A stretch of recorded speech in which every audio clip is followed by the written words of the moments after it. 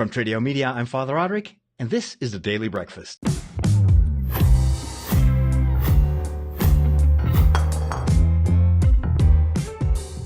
Hi, and welcome to a new episode of the Daily Breakfast. I'm Father Roderick, and today we're going to talk Star Trek. Of course, the first season of the new Star Trek series Discovery has wrapped, and I have promised you before that I would give you my spoiler-free assessment of this first season. Now, Star Trek Discovery has been, let's say, controversial. There was a lot of talk about what was going on behind the scenes. A lot of people were talking doom and gloom about this new Star Trek series. It would be so different that it wouldn't fit with the canon, and there were lots of people that walked away from it. So how could this ever be a success? It's kind of what people are saying of the Han Solo movie as well. And my attitude is always, well, just wait and see.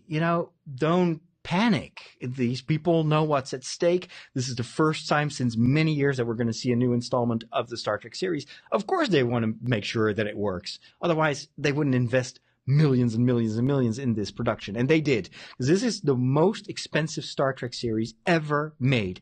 And it shows, because this series, this first season, looked amazing. The special effects are so good that on some occasions, they're even better than what I've seen in the reboot by J.J. Abrams. And that's saying a lot. And less lens flare in this series as well.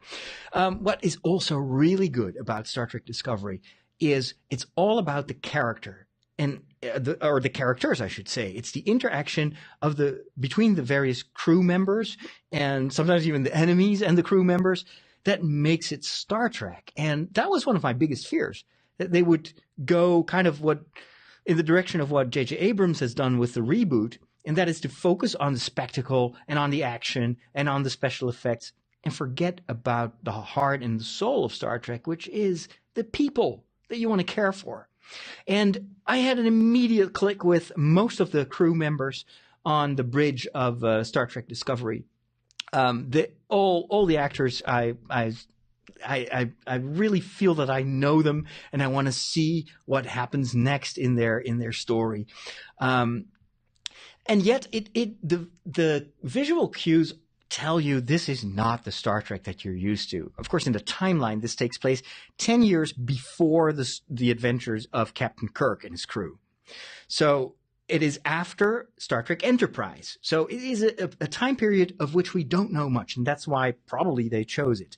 But then again, they're making this in 2017, 2018, and they cannot go back visually to the look of the original series. That would not work. That would be such a disconnect.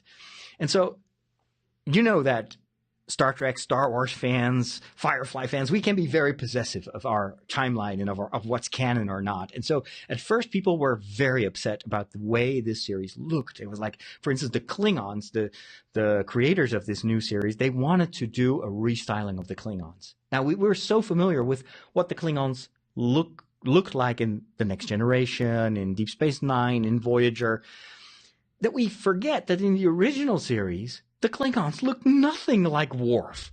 They just looked like regular humans and with weird hair and a slightly different skin color, and that was it.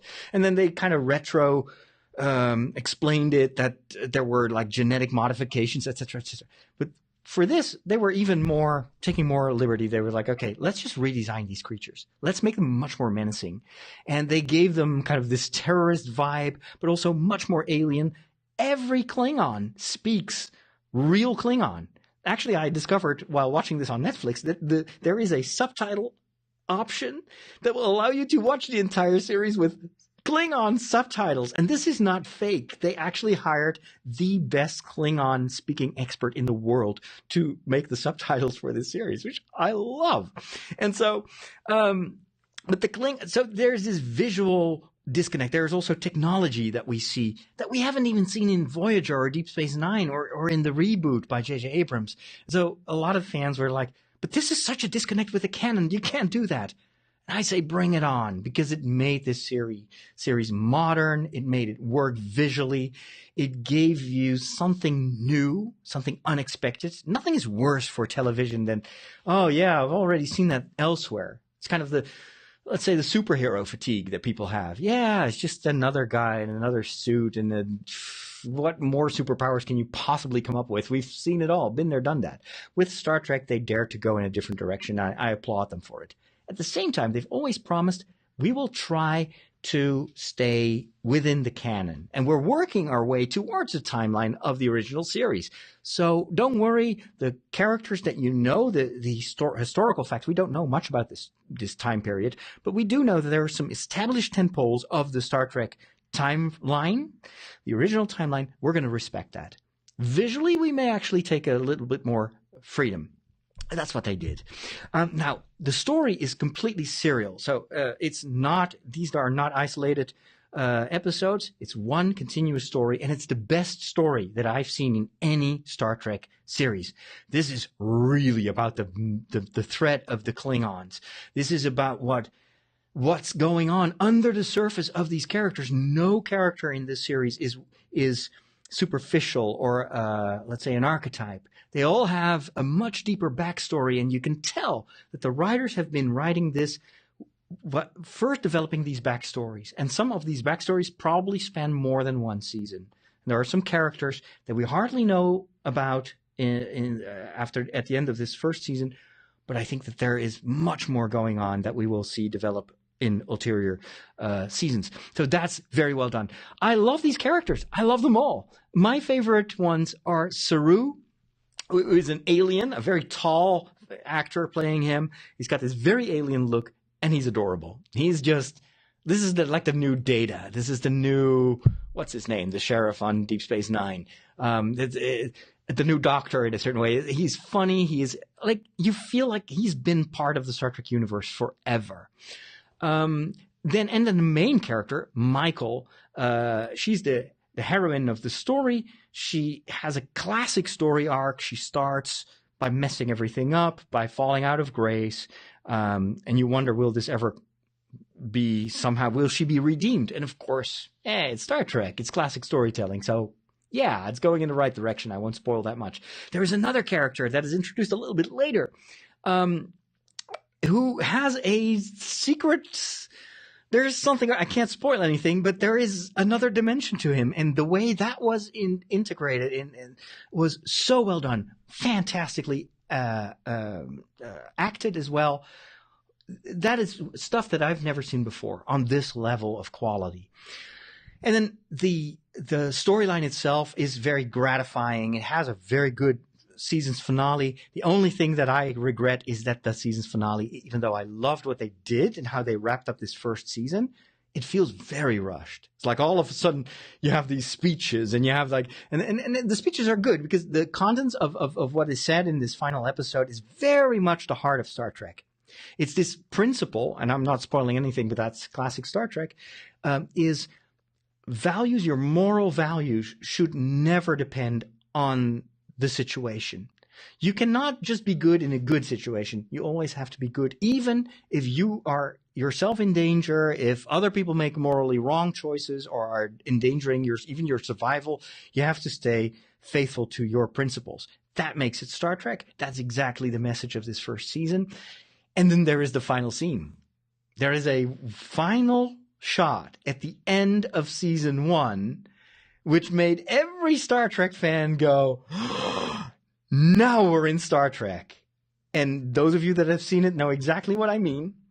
And I was like, and it's a different cliffhanger. Normally cliffhanger is like, okay, so, how are they going to get out of this situation? But this is the best cliffhanger that I know. It's like, I cannot predict what they're going to do from this moment on. There are so many story opportunities that everything is possible now. And actually, I like that more than the frustrating cliffhangers is like, okay, Captain Picard, I'm going to kill you now or not. You will see 1 year from now. I hate that. It's like, tell us now. But this is more like, oh my gosh, I cannot believe that I'm watching this. And I cannot wait to see what the next season is going to bring. This has been a great success for CBS. Of course, poor Star Trek fans in the United States, you have to get a subscription to CBS All Access, I think, to watch it. For the rest of the world, normally we're on the unlucky side and we don't get to see this kind of stuff, but we are super happy because Netflix gave them millions and millions and millions, and we get to see this on Netflix. So yeah, we feel for you. But I have to say, some people have asked me, is this worth it? And for a few episodes, I was like, I don't know. It's good, but is it good enough? Now at the end of this season 1, I don't know how much that costs, CBS All Access. And they're not sponsoring this. But if I were living in the United States and I was a Star Trek fan, I knew what I know now, I'd say, yeah, it's definitely worth it. If you're a Star Trek fan, you want to see this. You don't want to wait for the DVD or the Blu-ray to come out. So that is my final assessment of Star Trek Discovery Season 1. Love to hear what you thought of the season. If you've seen it, please keep your comments spoiler-free, but let me know, what was your favorite episode? What was your favorite moment? Wait a second, you can't do that spoiler-free. Okay, just warn people that there are spoilers in your comment if you post them. But I'd love to hear your opinion. If you're a Trekkie or a Trekker, let me know. Because I'm just Father Roderick and I love Star Trek, but I'm not sure if I'm like a run-of-the-mill Trekkie or Trekker. So hopefully I didn't offend anyone. But let's start a conversation. And of course, I'm dying to talk more about Star Trek. We'll do that later.